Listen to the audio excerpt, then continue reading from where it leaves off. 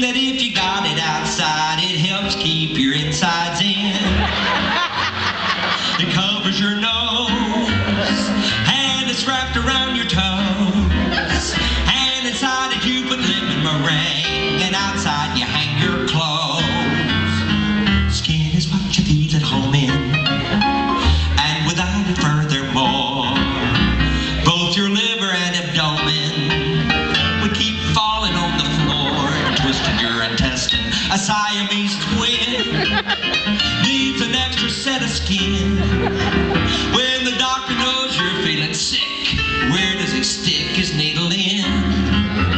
In the end of your skin. All your friends and all your kinfolk, whether poor or whether rich, they have all got lots of skin folk. It's convenient when you itch, nothing can match it when you scratch it. It fits perfectly. Yours fits you and mine fits me. And when you're sitting down it folds and looks grand. Then when you stand it's where it's been. Ain't you glad you got skin? When you were just a little baby, why your skin fit fine. And it still is gonna fit you when you're 6'9". So whether you're short, tall, big, small, chubby or thin, ain't you glad you got skin? Yeah.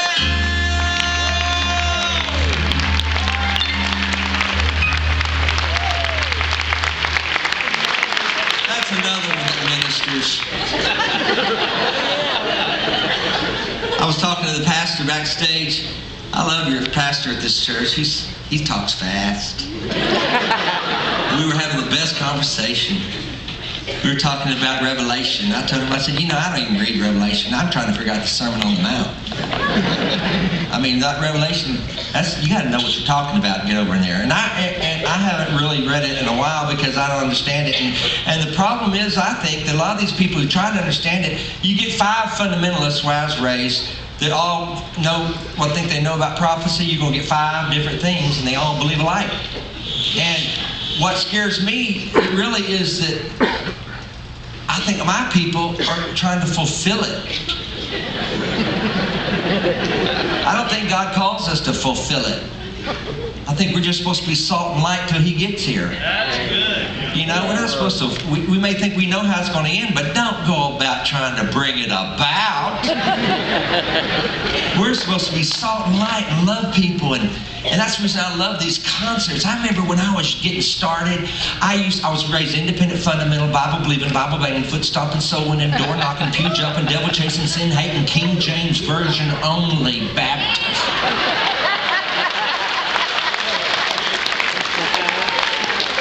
Our preachers aren't always right, but they're never in doubt.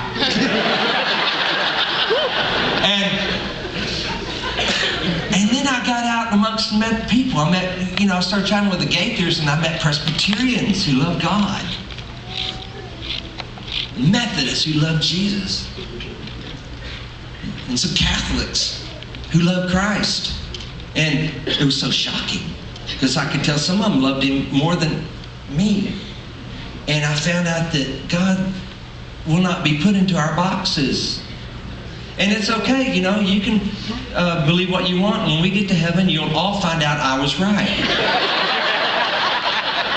But I don't think God's going to hold it against you. You think about it. You have 2 kids, and they're in their room. Now think about this.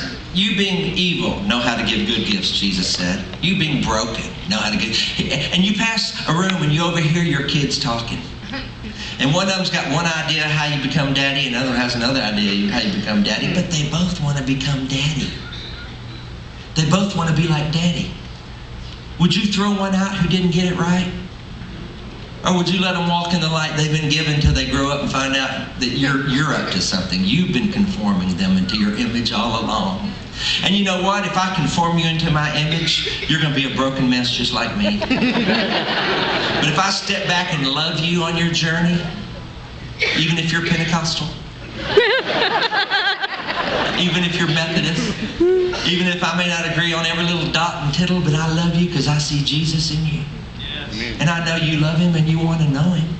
And you love me because I want to know Him. Now, you may not agree with most everything I say, but I'm telling you, you can't take that away from me. I do want to know him. And I do want to be just like him. And I think me being evil, I love when Jesus said that to those people. You being evil, if your kid asks for a piece of bread, would you give him a stone? If your child asks for a piece of fish, would you give him a rock to chew on? I know, and you being broken know how to give good gifts. How much more does your Father want to give you good gifts? Amen. And that's why I keep running after him. And you know what? When I first met him, I had a little sliver of, it was just a little sliver, and it was mainly fear. It was hell. I didn't want to go to hell, so I knew that I got to know Jesus. And the more that diamond has been revealed, he hasn't changed, but the revelation of who he is sure has. As I've grown, I found him to be more wonderful. Hell has no threat to me. I don't even talk about hell in my concerts because I mean, why? It isn't the fear of God that constrains me. It's the love of God. I mean, know that he is madly in love with me. And his love makes me just not want to hurt his feelings and try to do right. And I don't always, a man who says he has no sin is a liar, and the truth is you're looking at a sinner. I don't want to, but I am. I just, every time I turn around. And I want to know something. I asked my friends the other day, I said, I've had things pop into my brain. I'll give you an example.